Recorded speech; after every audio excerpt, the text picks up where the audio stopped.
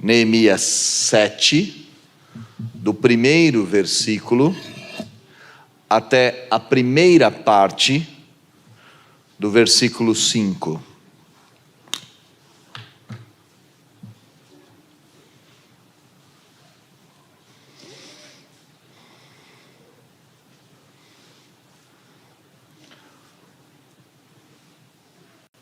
Todos acharam? Está escrito assim: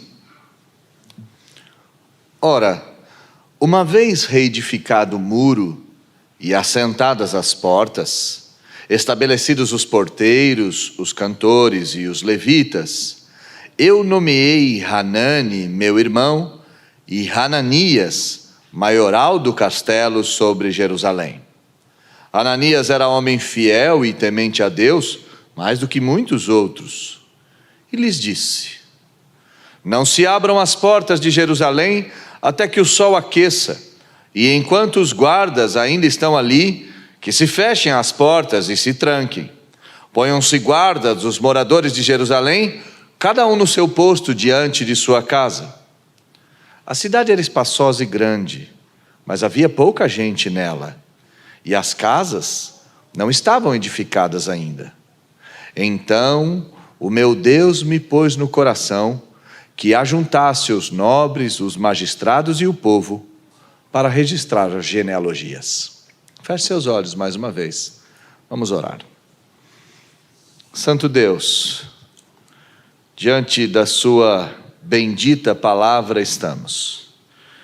Pedimos que o Senhor dê clareza na exposição e dê clareza no entendimento, para que todos nós sejamos conformados à imagem do seu Filho. Usa-me, toma em tuas mãos, e que teu Espírito haja por meio da exposição da palavra. Como o Senhor tem feito há tantos anos, eu lhe peço mais uma vez, fale conosco. Nós te oramos em nome de Jesus. Amém. Um dos temas mais difíceis da teologia e da nossa própria existência está na relação entre a soberania de Deus e a nossa responsabilidade como seres humanos. Quais são os limites dessa relação? Onde acaba um e começa a outra?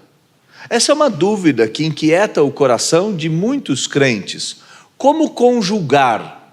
Deus é soberano e determinou todas as coisas com a nossa própria responsabilidade de agirmos em conformidade com Deus. Eu creio que a resposta para essa pergunta não pode ser dada em hipótese alguma com a seguinte ideia: Deus vem até aqui e daqui para frente sou eu quem faz. Nós não podemos pensar nessa relação como uma relação onde Deus dá o pontapé inicial e o restante do jogo está conosco. Para entendermos essa relação, não podemos pensar em cooperação. Eu e o Senhor estamos agindo juntos. Eu faço uma parte, Ele faz outra. Nós não podemos pensar em continuidade.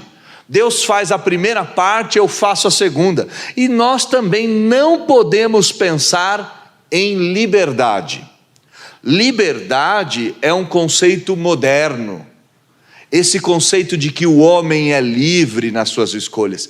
E se nós fizermos uma comparação rápida, nós perceberemos que a liberdade plena, ela não existe em lugar algum.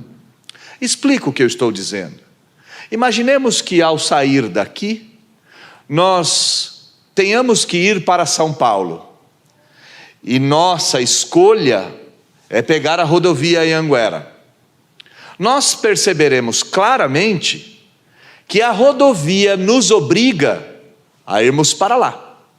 Nós não podemos sequer atravessar a faixa e usar a faixa contrária, que vai na mesma direção. No entanto, há leis que determinam que ela é a faixa contrária.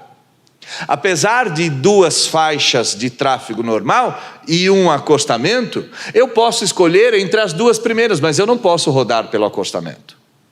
Eu não posso entrar nessa rodovia e ir a 200 km por hora, pois o limite é 100 km. E eu uso a fala de um irmão querido lá de Vinhedo. Ele diz que os anjos de Deus costumam parar no limite da velocidade da pista. Deu 100, o anjo fica em 100. Você está em 120, o anjo para e diz assim: vai com Deus, que Ele te proteja. Brincadeiras à parte, nós temos uma estrada com um guarda-reio.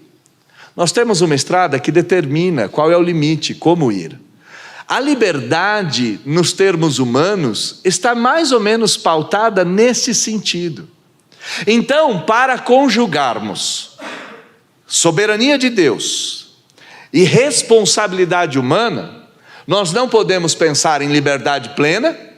Deus faz o que quer e eu também, porque eu não faço o que eu quero nem em coisas simples, como ir para São Paulo. Não posso pensar em cooperação, eu e Deus estamos trabalhando de braços dados, e nem em continuidade. Deus dá o primeiro passo e eu dou o segundo. Como então nós podemos pensar nessa relação? Eu acredito que nós devemos pensar nessa relação com o aspecto de conformidade ou inconformidade. Ou eu e você estamos submissos à vontade de Deus, e assim, em conformidade a ela, ou eu e você estamos em rebeldia à vontade de Deus, e consequentemente, inconformes a essa vontade. Vou tentar explicar isso de uma forma um pouco mais clara. O ímpio, que não conhece o Senhor, segundo as Escrituras, está morto nos seus delitos e pecados. Todas as suas obras são trapo de imundície. E a sua vida, como um todo, é radicalmente contrária à vontade de Deus. E por mais que o ímpio possa fazer boas ações, elas nunca serão boas em si, pois elas não trazem glórias a Deus. Os feitos dos ímpios só servem para atestar sua impiedade ou para confirmar a sua condenação. Então os ímpios são responsáveis diante da soberania de Deus porque vivem em inconformidade com Deus. Eles não estão adequados à vontade de Deus. E os crentes? Bom, a Bíblia diz que os crentes passaram da morte para a vida. E Deus, exclusivamente Deus, de forma voluntária, de forma autônoma, por motivos que só habitam, só residem no coração de Deus, agiu no nosso coração por meio de Cristo Jesus para nos levantar de uma situação de ossos secos para um poderoso exército vivo. O crente estava morto, rebelde a Deus, contrário à sua aliança, mas agora vivos, vivificados, restaurados. Todos os crentes têm a capacidade de se conformarem a Deus, obedecendo os seus mandamentos e a sua vontade. Então o crente, em tese, é aquele sujeito que vive em conformidade com a palavra de Deus, e ele é responsável por esse estilo de vida. Neemias tinha clareza desses conceitos. Neemias não tinha confusão nessas ideias. E por que eu digo isso? Porque Neemias sabia que o cativeiro babilônico foi fruto, dentre tantas coisas, mas na sua raiz, de uma profecia de Deus. Deus havia dito, por meio de Jeremias, por meio de Ezequiel, por meio de Daniel, Deus havia dito claramente que levaria o povo para o cativeiro e que depois de 70 anos retornaria com esse povo e transformaria mais uma vez esse povo em povo de Deus. A vontade de Deus era esta: A soberania de Deus estava agindo. Eles não foram para a Babilônia por um mero acaso. E menos acaso ainda foi o seu retorno. Tudo isso fazia parte de uma grande história escrita pelo dedo de Deus. Neemias compreendia essas coisas, compreendia que Deus estava agindo no mundo, compreendia que o Senhor estava ordenando os acontecimentos, que o Senhor estava sobre todos os acontecimentos e dirigindo, como um maestro que comanda a orquestra, o Senhor comandava o mundo. O que cabia a Neemias? Ser responsável pelos seus atos e se conformar à vontade de Deus. O tema da nossa reflexão nesta noite é a missão de Deus no mundo, ou em outras palavras, Deus está em missão no mundo, e como eu e você podemos nos conformar a esta ideia ou este aspecto da soberania de Deus. Neemias chegou em Jerusalém vindo de Suzã, e Suzã era a capital do Império Babilônico. O objetivo que Deus tinha posto no coração de Neemias era um só: reconstruir o imenso e arruinado muro de Jerusalém. Alguns teólogos vão nos dizer que o muro tinha de extensão 4 quilômetros. E se você um dia tiver a oportunidade de conhecer Jerusalém, você vai perceber que por essa cidade ter sido destruída e reconstruída, esses muros eram profundíssimos. Só para vocês terem uma ideia, acredita-se que em Jerusalém, a Jerusalém de Jesus era uma Jerusalém 3 pavimentos abaixo. Muitos foram os obstáculos para esta tarefa, muitos foram os desafios. O primeiro desafio que Neemias encontrou foi convencer o próprio imperador.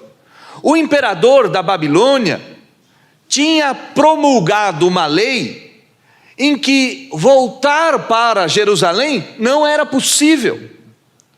Neemias, então, para reconstruir o muro, tinha que convencer o imperador a refazer uma lei. Conseguida esta primeira vitória, Neemias chega em Jerusalém, e o que ele vê ao chegar na cidade? Ele vê uma cidade em escombros. Pior que isso, recursos não eram abundantes, e mais difícil ainda, não havia mão de obra suficiente. Neemias então encoraja as pessoas, começa a agir para construir o muro, e quando o trabalho começa, outros desafios surgem. Você ouviu aqui nessa igreja, por meio das exposições que já foram feitas, que os governadores das províncias vizinhas e inimigos até mesmo dentro do povo de Deus, semana passada ouvimos falar de Tobias mais uma vez, se levantaram contra Neemias. Tinha que convencer o imperador, tinha que motivar o povo, tinha que lutar contra poderosos inimigos. E esses poderosos inimigos tentaram parar o trabalho de todas as formas. Eles mentiram, eles ameaçaram, eles causaram intriga, eles levantaram rumores, eles inventaram histórias, intimidaram Neemias de todas as formas. E Neemias enfrentou até mesmo o pior dos desafios. Teve que conviver com o fogo amigo. Dentro dos crentes, ele foi criticado. Mas apesar de tudo isso, Neemias persistiu. E a sua persistência foi coroada com uma eloquente vitória. Nós não podemos olhar para o versículo de número 15, do capítulo de número 6, sem enxergar que esse versículo é um brado de vitória. Olha comigo na sua Bíblia, versículo 15 do capítulo 6. Acabou-se, pois, o muro aos 25 dias do mês de Elu, em 52 dias. Às vezes a Bíblia precisa ser interpretada com trilha sonora.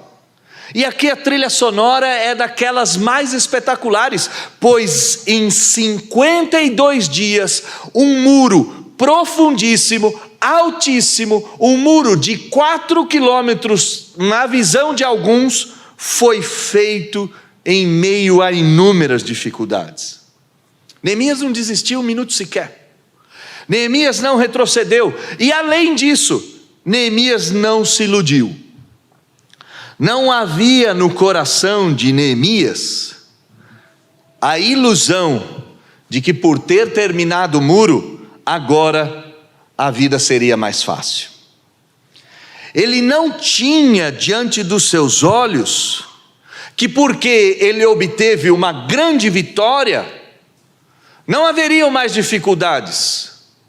E mais do que isto, Neemias nem sequer trouxe a glória do feito para si. Olhe para o texto, versículo de número 16, e perceba como Neemias lidou com a glória. Neemias não se encantou com a glória. Ao invés de se encantar, ele coloca a glória no lugar certo. Ele atribui a glória do feito a quem de fato era de direito, isto é, ao Senhor Deus. Sucedeu que, ouvindo todos os nossos inimigos, versículo 16, temeram os gentios, nossos circunvizinhos, e decaíram muito do seu próprio conceito, porque reconheceram que, por intervenção do nosso Deus, é que fizemos essa obra. Neemias está escrevendo que nós fizemos essa obra porque Deus agiu.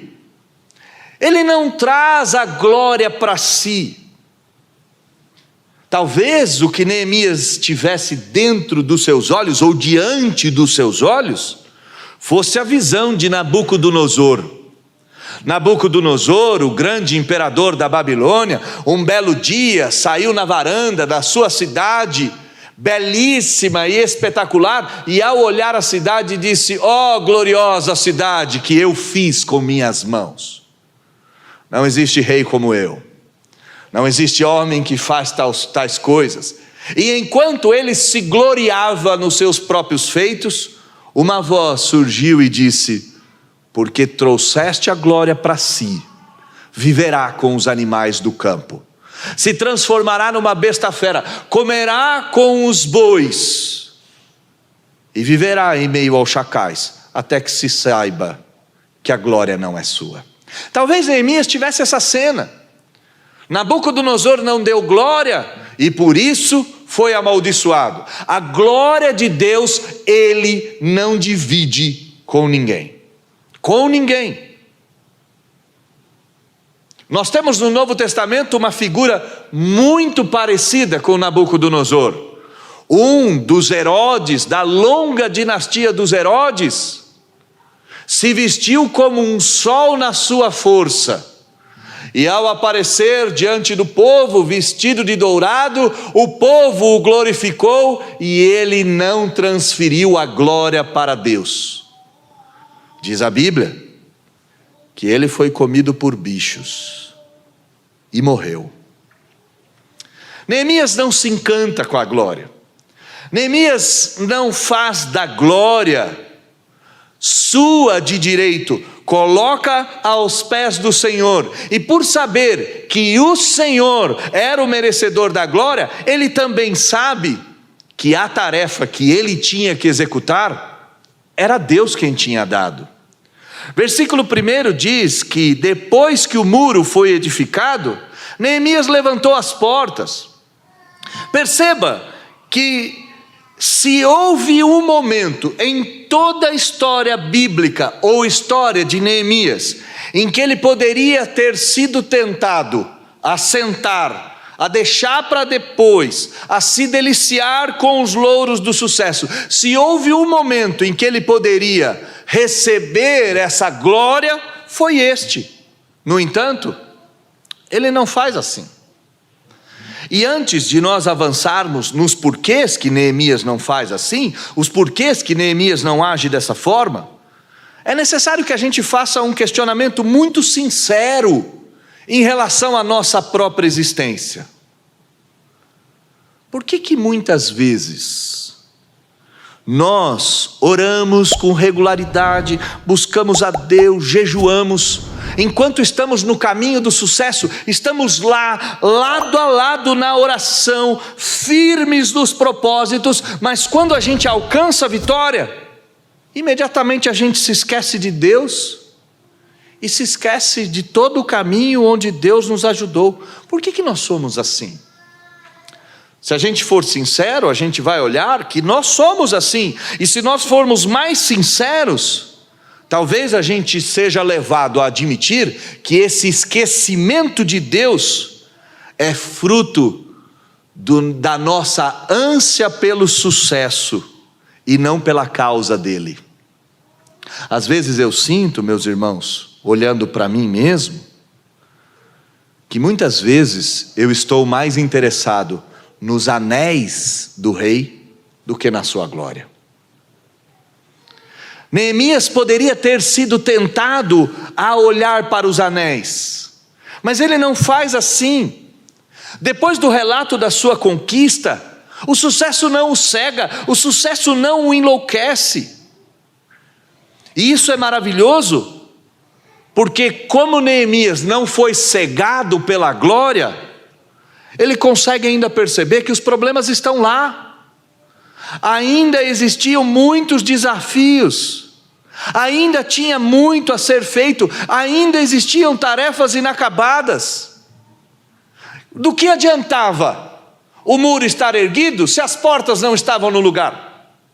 Do que adiantava as portas estarem no lugar sem as suas trancas e seus ferrolhos? Do que adiantava essas coisas estarem no lugar se não havia quem conduzisse ou quem cuidasse do muro? Sabe, irmãos, um dos grandes problemas nossos é que a gente festeja a batalha e se esquece da guerra. A guerra é vencida somente lá no final.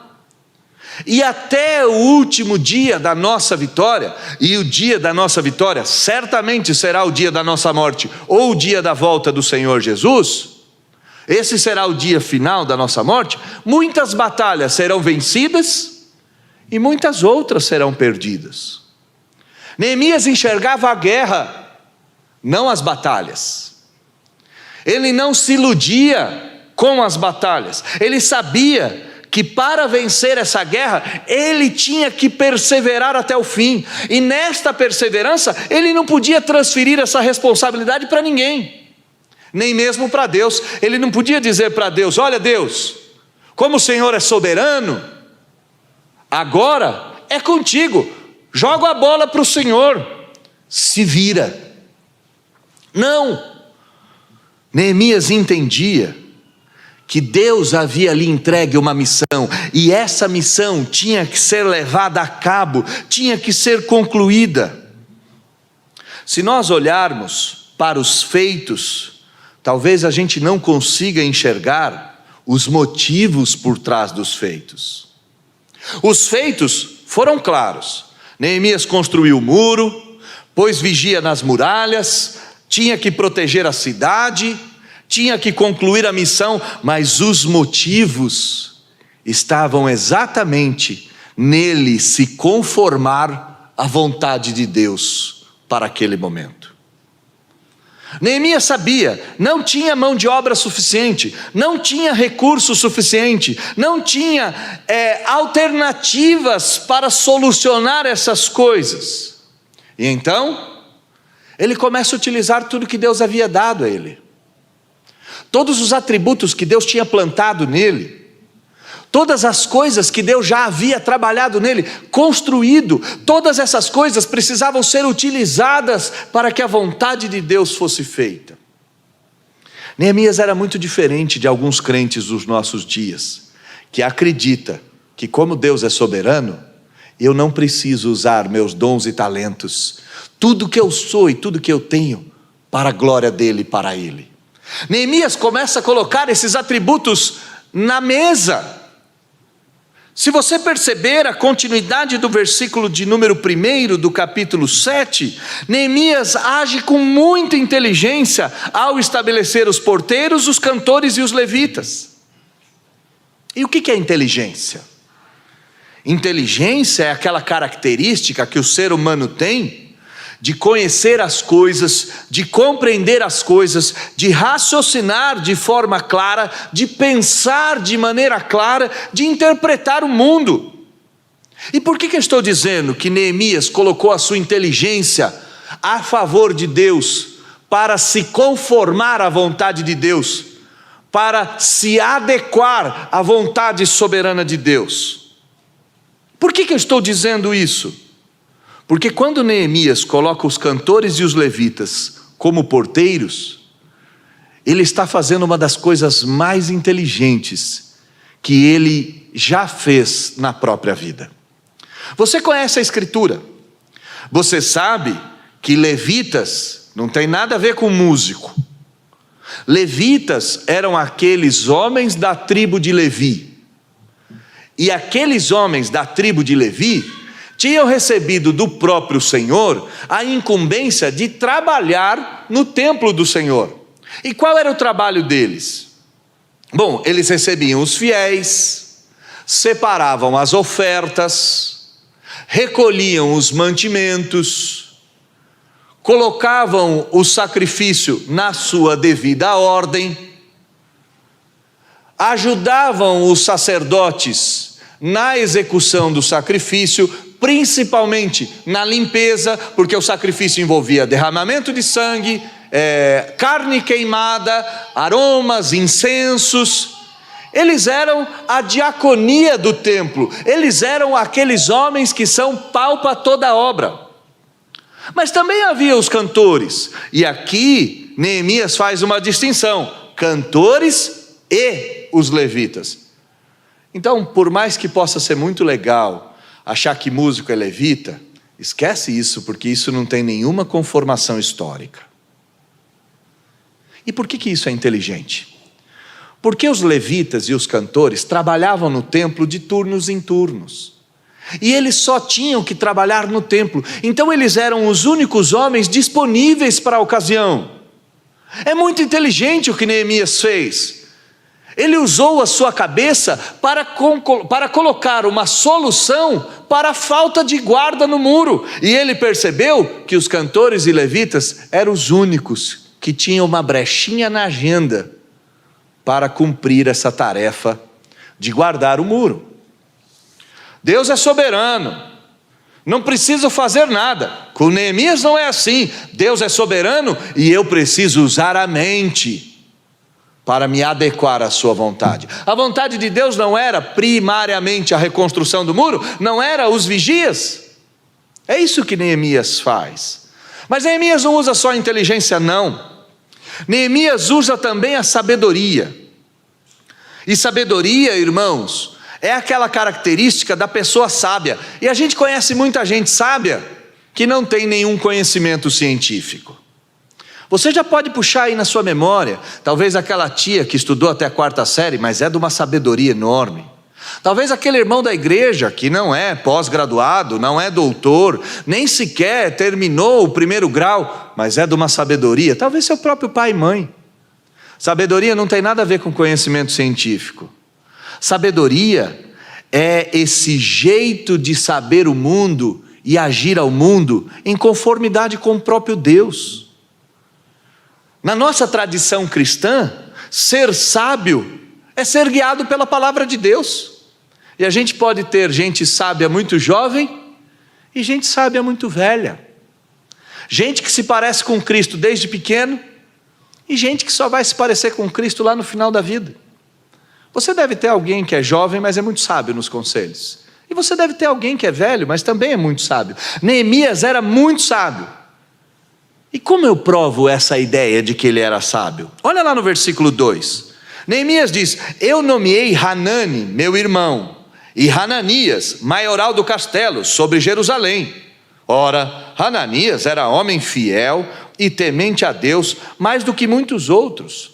O que Neemias está fazendo aqui é dividir os poderes dentro de Jerusalém. Olha que sabedoria. Colocar o poder militar na mão daquele que também tem o poder civil é muito perigoso. Um homem que detém todos os poderes pode se transformar facilmente num tirano.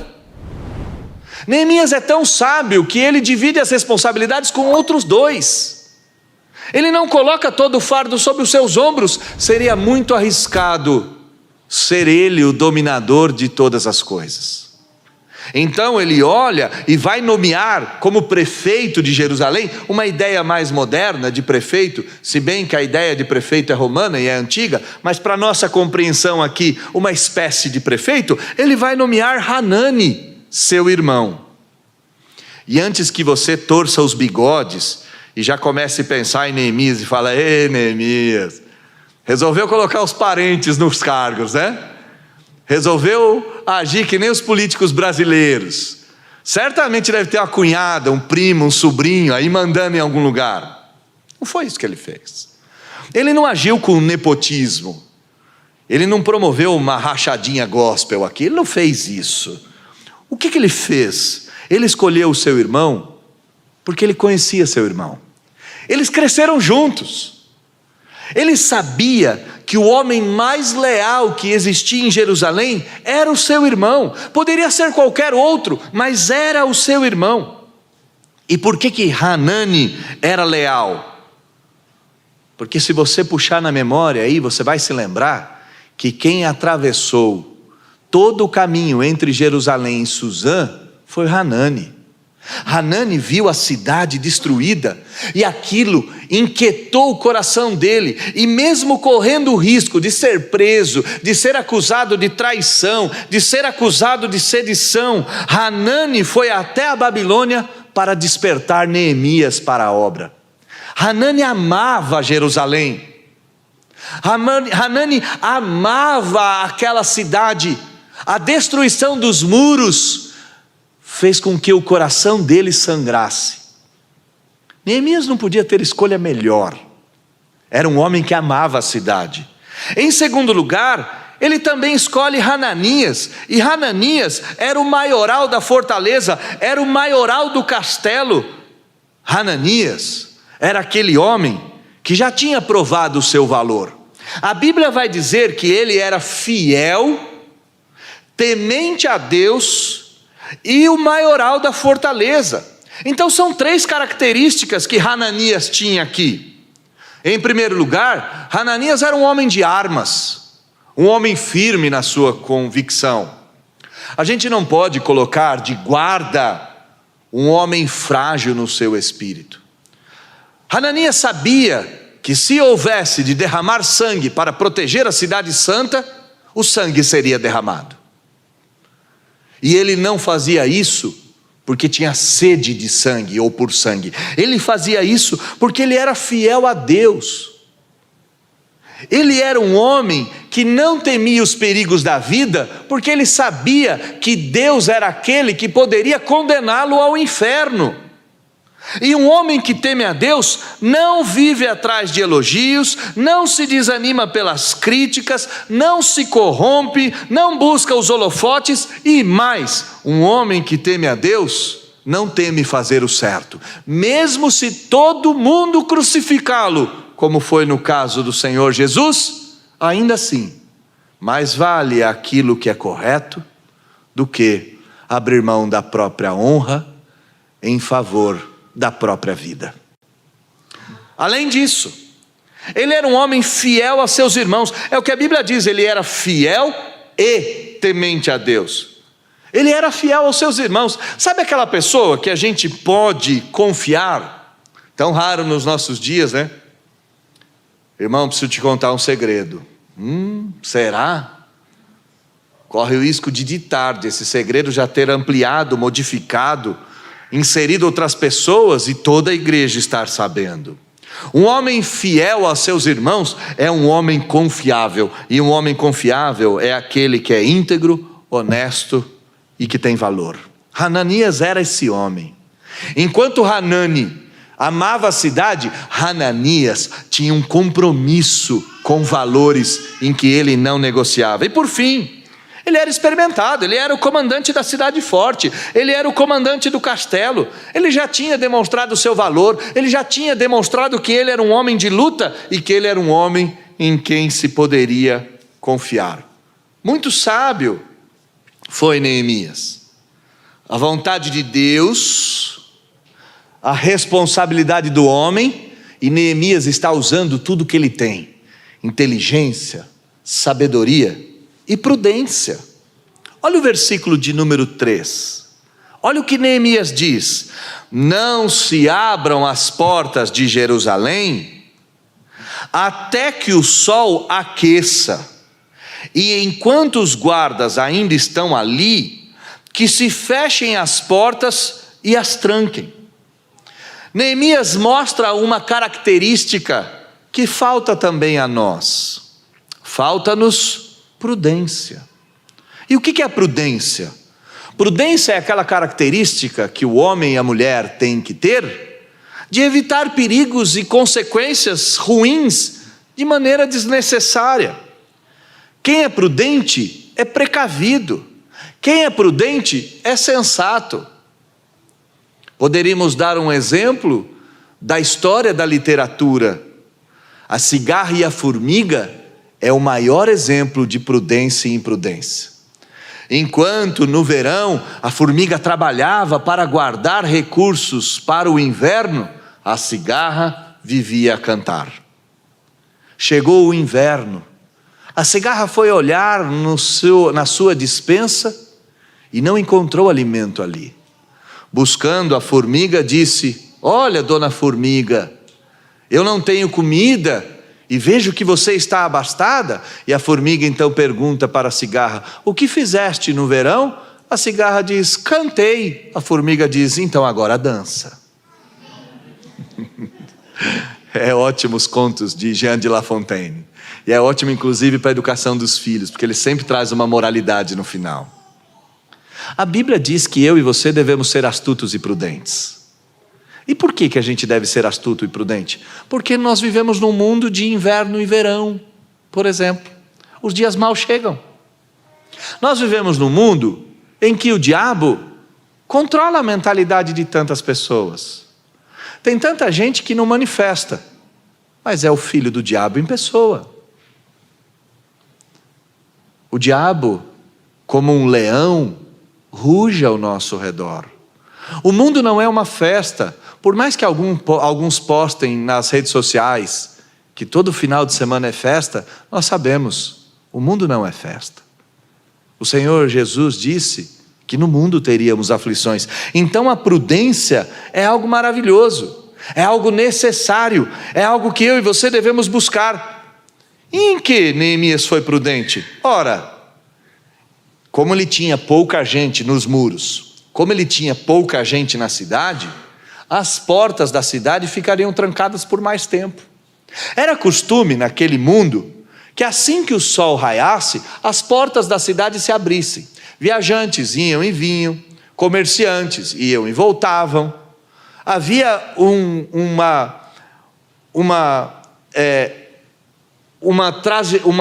muita gente transitando entre uma cidade e outra. Neemias diz: não. Somente quando o sol estalar nas nossas cabeças. Aqui a ideia é somente quando o sol estiver no seu ponto mais alto, ao meio-dia. Somente ao meio-dia a gente abre a porta. Por quê? Porque aí a cidade inteira está acordada. Está todo mundo pronto para a batalha, está todo mundo atento, está todo mundo disperso. Ele não correria o risco de repente, por um vacilo de alguém, logo de manhã, dar a brecha para os seus inimigos. Ele sabia que os inimigos se estavam espreitando e por isso ele foi muito prudente. E a prudência dele também é vista quando ele diz para os porteiros: fechem e tranquem as portas. Antes de vocês deixarem o serviço, certifique-se que a porta está trancada. A gente não faz isso em casa? A gente não vai sair de casa, o último que vai sair, a gente não pergunta: trancou a casa? Trancou a porta? Tranquei. Por que perguntar isso todas as vezes? Ora, porque o ladrão surge exatamente quando ninguém espera. Neemias é muito prudente, muito prudente. Os portões ficam trancados e as portas são certificadas e conferidas todos os dias de que foram trancadas. A prudência não joga a bola para Deus e dá as costas. A prudência não diz o seguinte: olha Deus, agora é contigo. E a gente usa até o texto fora de contexto: se o Senhor não guardar a cidade, em vão vigia a sentinela. Ora bolas, vai deixar a porta aberta então? Vai deixar o seu carro na rua com a janela aberta e a chave no contato? Não. Por fim, a última característica de Neemias é a perspicácia. Perspicácia é uma característica que a gente às vezes não compreende muito bem. E eu resolvi colocar de forma bem clara. Perspicácia é aquela característica que a pessoa tem de perceber o ambiente e analisá-lo rapidamente. É aquela esperteza, mas não aquela esperteza ruim, daquela pessoa que está louca para te passar a perna, mas aquela esperteza boa. A pessoa chega e já percebe exatamente o que está acontecendo, já percebe exatamente o coração dos homens e como eles agem. Olha comigo a última característica aqui, no versículo de número 3. Ponham-se guardas dos moradores de Jerusalém, cada um no seu posto diante de sua casa. Neemias sabe que as pessoas vão lutar mais se os seus amores estiverem relacionados com aquilo que elas lutam. Olha na internet, as pessoas só defendem aquilo que elas amam. E por amar aquelas coisas, elas até brigam. Por amar aqueles pontos, elas até rompem. Em alguns momentos, até se agridem. Neemias sabe que os homens colocam o coração em coisas. E por saber que a coisa que o homem mais coloca o coração está na sua família e na sua casa, Neemias vai colocar esses homens para serem guardas exatamente na porta da sua casa. É genial isso. É genial. É de uma sabedoria e perspicácia incrível, é de uma esperteza, porque aquele homem não ia só proteger o muro, aquele homem ia proteger a sua família, aquele homem ia proteger o seu lar. Tudo bem que a casa estava destruída, a gente sabe que Jerusalém estava totalmente quebrada, as casas precisavam de reparo, mas isso não muda o fato do homem amar e defender aquilo que ama. Quer ver um exemplo disso? Quantas vezes você já viu o carro com adesivinho escrito: é velho, mas é meu? E não só isso, está pago, está escrito no carro, e ele faz questão de colocar um adesivo enorme: eu amo aquilo que é meu. E você pode achar velho, mas eu vou lutar por isso com todas as minhas forças. Neemias põe cada homem diante da sua casa para lutar pela missão de Deus. E olha que inteligência, que perspicácia, que sabedoria, que prudência, tudo isso junto. A missão de Deus era o muro, primariamente. Nós vamos ver que o muro não é a missão central, a gente já está chegando lá. E Deus precisava convocar pessoas para guardar o muro. Neemias então diz: guarde a sua casa, porque como consequência, você vai passar a guardar o muro. Neemias colocou então tudo que ele tinha para se conformar à soberania de Deus. Ele colocou sua inteligência para estar de acordo com a vontade de Deus. Ele colocou sua sabedoria para estar de acordo com a vontade do Senhor. Ele colocou toda a sua prudência e perspicácia para se conformar, se submeter à vontade de Deus. Não tinha crise, soberania e responsabilidade. Sua vida era devotada a Deus.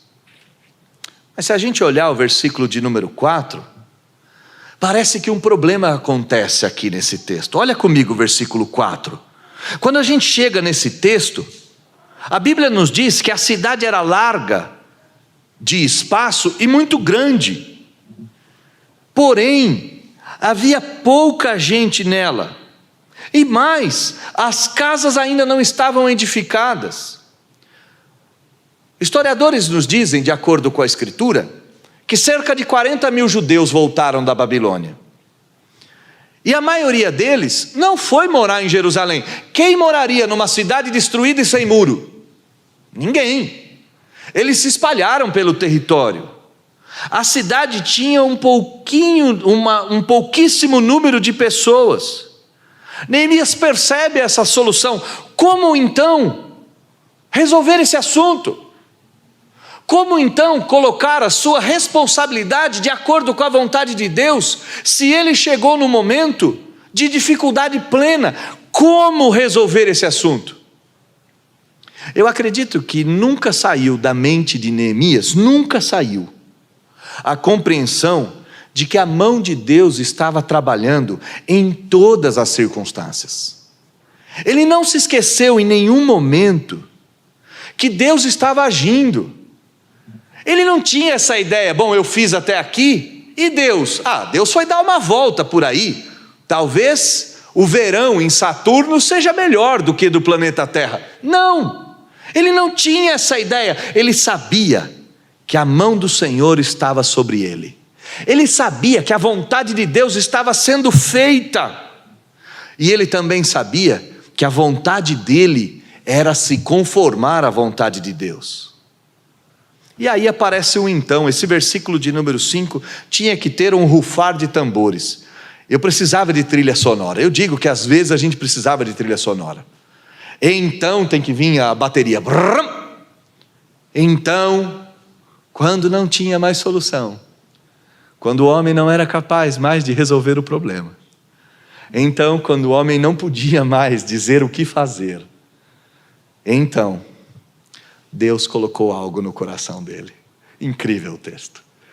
Deus falou com ele por meio do coração e disse a Neemias: Neemias, ajunte o povo, chama os magistrados, chama os nobres, chama o povo e começa a fazer uma lista de quem está em Jerusalém nesse dia.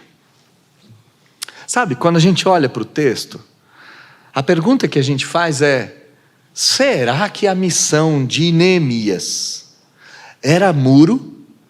Será que a missão de Neemias era reconstruir cidade? Será que era essa a vontade de Deus? E a resposta é um enorme não.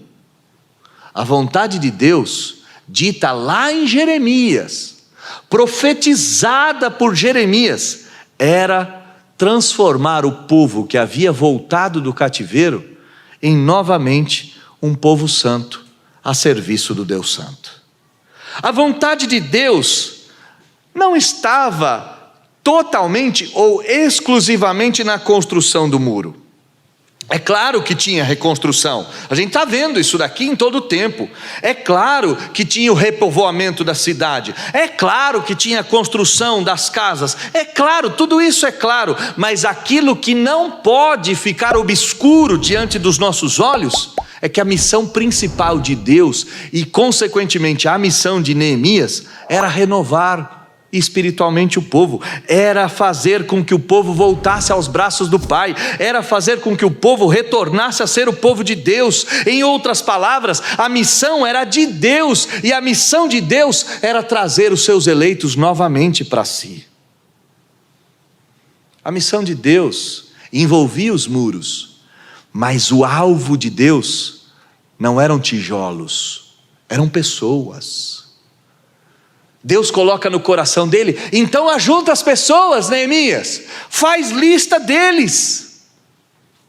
Sabe, irmãos, sabe por que eu e você não precisamos nos preocupar com essa questão de soberania de Deus e responsabilidade humana?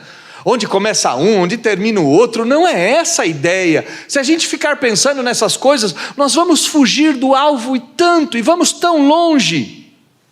O que nós temos que pensar é: se Deus tem uma missão nesse mundo, e se eu e você temos o privilégio de participar dessa missão, a grande pergunta é: Senhor, o que eu devo fazer? Ou melhor, Senhor, como eu posso me conformar à sua vontade? Senhor, como eu posso estar no centro da sua vontade? Eu não quero jogar a bola para o Senhor e ir embora. Eu não quero fazer parte do trabalho para que eu me glorie. Eu não posso cair no erro de Herodes e nem de Nabucodonosor. Eu não posso pegar a glória para mim. E a pergunta então que eu devo fazer é: Deus, como é que eu posso me conformar à sua vontade? Como é que eu posso me submeter humildemente aos seus propósitos? Como é que eu posso me engajar na tarefa que o Senhor incumbiu? Como é que eu posso me colocar na sua vontade? Eu creio que antes dessa pergunta ser respondida, qual é a tarefa que Deus te atribuiu? O que foi que Deus te colocou nas mãos?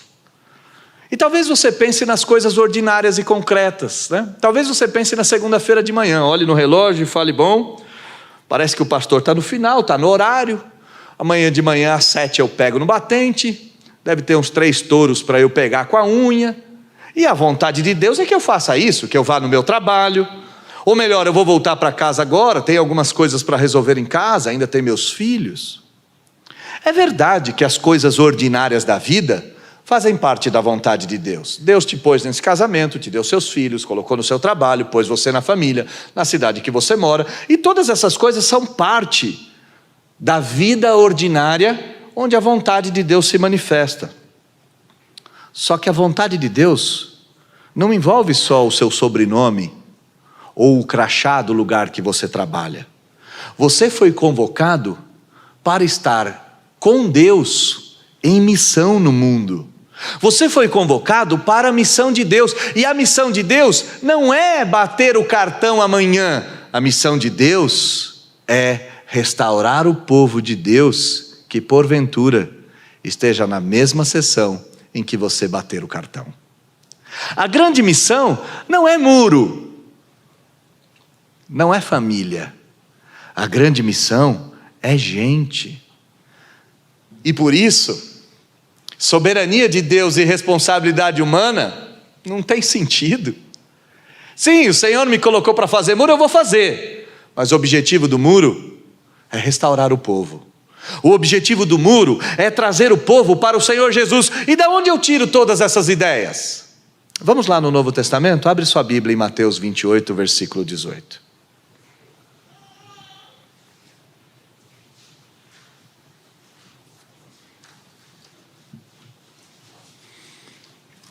Mateus 28, 18. Antes de Jesus ser assunto aos céus, antes de Jesus subir aos céus, ele reuniu seus discípulos. E chamou seus discípulos e deixou claro para eles, e aqui está no versículo 18, que toda autoridade me foi dada no céu e na terra. O que Jesus está dizendo? Eu tenho toda a soberania. Ele disse isso claramente: eu sou completamente soberano, eu não tenho parte da autoridade, eu não tenho um começo de autoridade, eu tenho toda a autoridade, e não é uma autoridade apenas na terra, eu tenho autoridade no céu e na terra, eu tenho autoridade nas coisas visíveis e invisíveis, eu sou o soberano Senhor. Soberania de Deus, clara aqui, em Cristo Jesus, soberania de Deus. Mas o que ele diz no versículo 19? Vão, por eu ser soberano, vos ordeno, vão, conforme-se ao meu trabalho, à minha missão, vão para onde? Para todos os lugares, para Jerusalém, para a Judéia, para Samaria, para os confins da terra. E se nós traçarmos uma linha reta, talvez um dos confins da terra, mais confins, seja exatamente esse lugar em que a gente está. Estamos muito longe de Jerusalém, nós somos os confins da terra. E enquanto nós vamos para o trabalho, para a escola, para a casa, para a farmácia, para o supermercado, Enquanto nós vamos nos muros da nossa vida, nas casas a serem reconstruídas, nas guardas que nós devemos montar, enquanto nós vivemos essa vida ordinária, não se esqueça da missão de Deus, em que eu e você temos o privilégio. Façam discípulos, é o que Jesus disse. Vão! Usem a sua responsabilidade, não para ficar questionando, onde começa um, termina o outro. Usem a vossa responsabilidade para fazer discípulos. Ensinem, preguem, anunciem. Talvez aquela moça da farmácia, que amanhã cedo você vai se encontrar. Talvez aquela menina ou aquele rapaz da padaria, seja exatamente um eleito de Deus que precisa ouvir: Jesus é capaz de te salvar. Você está em missão nesse mundo, então enquanto você for, faça discípulos. Usa tudo o que você tem, usa sua inteligência, sua sabedoria, sua prudência, sua perspicácia, use tudo que Deus te deu e coloque tudo isso a serviço de Deus. E talvez você pergunte: pastor, mas e quanto não tiver saída? Glórias a Deus pelo versículo de número 20. O finalzinho dele, Jesus disse: não se esqueça que eu estou com você todos os dias. Quando você não tiver solução, eu coloco no teu coração que você tem que fazer uma lista de gente para saber quem de fato precisa de restauração ou não. Eu coloco no teu coração para onde você tem que ir. Quando você não souber para onde ir, eu falarei com você e vou te direcionar para a pessoa certa. Quando você não tiver respostas, quando você não tiver condições, não se esqueça que a missão é dele, não é tua. Você tem o privilégio de ser convocado pelo exército de Cristo. Você tem o privilégio de ser chamado de missionário para estar na missão de Deus. A longa missão que Deus começou lá com Abraão. Abraão, eu farei de ti pai de uma grande nação, e em ti todas as nações serão benditas. Esse é o trabalho de Deus. Fazer com que brasileiros se reúnam num domingo à noite para adorar o Deus de Israel. Fazer com que pessoas que nem conhecem a situação do inferno, nem sabem que existe um céu, sejam alcançadas pelo Salvador de Israel. Essa tarefa é tua, meu caro. E não é porque você faz uma parte e Deus fez outra. Essa tarefa é tua porque Deus te chamou para fazer parte da missão dele. Que Deus te ajude, que Deus me ajude, que agora, na hora de ir embora, eu não sei se você vai ter que abastecer o carro e ficar com o cabelo em pé pelo preço da gasolina, mas eu imagino que na hora que o frentista chegar e falar: e aí, chefe, quanto vai? É uma baita oportunidade para você falar alguma coisa do amor de Deus para ele. Talvez quando você chega em casa e sua família que não é crente pergunte como é que foi o culto, e você diga: o culto Deus me ordenou a falar que a grande missão que Ele colocou nas minhas mãos é falar da salvação para você. E escuta aqui, você precisa ouvir. Talvez você não encontre ninguém hoje à noite, vá direto para casa, quietinho. Mas amanhã de manhã, no ônibus lotado, no metrô abarrotado, antes de chegar no trabalho, talvez seja lá. E aquele guarda que todo dia te diz bom dia, sem nem saber o seu nome, seja o alvo de Deus para a restauração. Não são muros, são pessoas. Que Deus te ajude, que Deus me ajude, que Deus faça de nós Neemias, que sabe que a vontade de Deus é soberana e que a sua própria vontade só vai ser perfeita quando ela se submeter à vontade de Deus e à missão do Pai.